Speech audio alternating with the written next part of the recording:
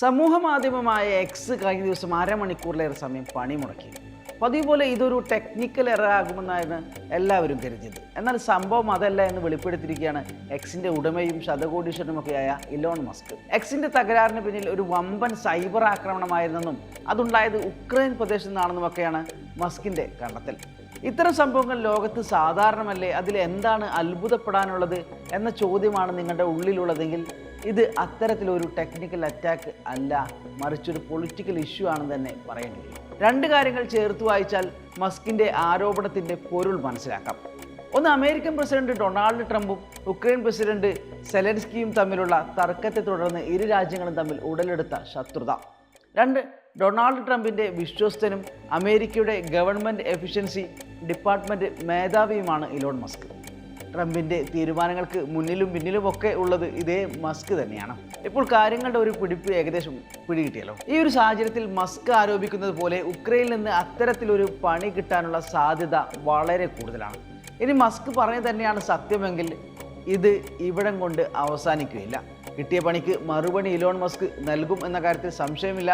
ഉക്രൈനും വെറുതെ ഇരിക്കില്ല, തുടർ പണിയൊരുക്കാൻ അവരും തയ്യാറെടുത്ത് കൊണ്ടിരിക്കുകയാകും. ഇതോടെ കോൾഡ് വാറിനും ട്രേഡ് വാറിനുമെല്ലാം ശേഷം ഒരു ടെക്നോളജി വാറിനും കൂടി ലോകം സാക്ഷിയാവാൻ പോവുകയാണ്. തിങ്കളാഴ്ചയാണ് മുൻപ് ട്വിറ്റർ എന്നറിയപ്പെട്ടിരുന്ന എക്സ് പ്ലാറ്റ്ഫോമിൽ ആവർത്തിച്ചുള്ള തടസ്സങ്ങൾ അനുഭവപ്പെടാൻ തുടങ്ങിയത്. ഇടയ്ക്കിടെ ഓഫ്ലൈനിലേക്ക് പോവുകയും പുനഃസ്ഥാപിക്കുകയും പിന്നീട് വീണ്ടും തകരാറിലാവുകയും ചെയ്യുന്നതായിരുന്നു സംഭവം. എന്താണ് സംഭവിച്ചതെന്ന് ഞങ്ങൾക്ക് കൃത്യമായി അറിയില്ല.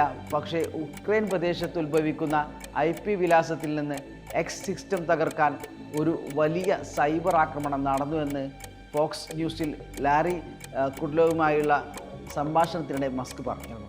ഞങ്ങൾ എല്ലാ ദിവസവും ആക്രമിക്കപ്പെടുന്നു, പക്ഷേ പതിവിൽ നിന്ന് മാറി ഇത്തവണ ധാരാളം വിഭവങ്ങൾ ഉപയോഗിച്ചാണ് അത് ചെയ്തിട്ടുള്ളത്. ഒന്നുകിൽ ഒരു വലിയ ഏകോപിത ഗ്രൂപ്പോ അല്ലെങ്കിൽ ഒരു രാജ്യമോ ഇതിൽ ഉൾപ്പെട്ടിട്ടുണ്ടെന്ന് മസ്ക് പറയുന്നു. തൻ്റെ സ്റ്റാർലിങ്ക് സാറ്റലൈറ്റ് സേവനമില്ലെങ്കിൽ ഉക്രൈനിൻ്റെ മുൻനിര തകരുമെന്ന് മസ്ക് അടുത്തിടെ അവകാശപ്പെട്ടിരുന്നു. എന്നാൽ ആക്സസ് റദ്ദാക്കില്ലെന്ന് അറിയിക്കുകയും ചെയ്തിരുന്നു.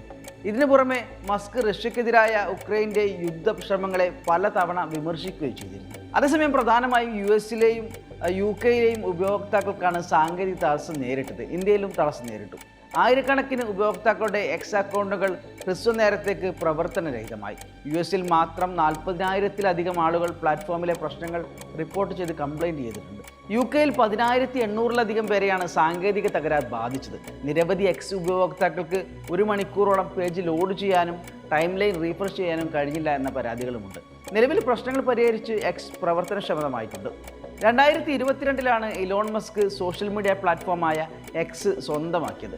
വാങ്ങിയതിന് പിന്നാലെ അപ്പോഴത്തെ പേരായിരുന്ന ട്വിറ്റർ എന്നത് മാറ്റി എക്സ് എന്ന് പേര് നൽകുകയായിരുന്നു.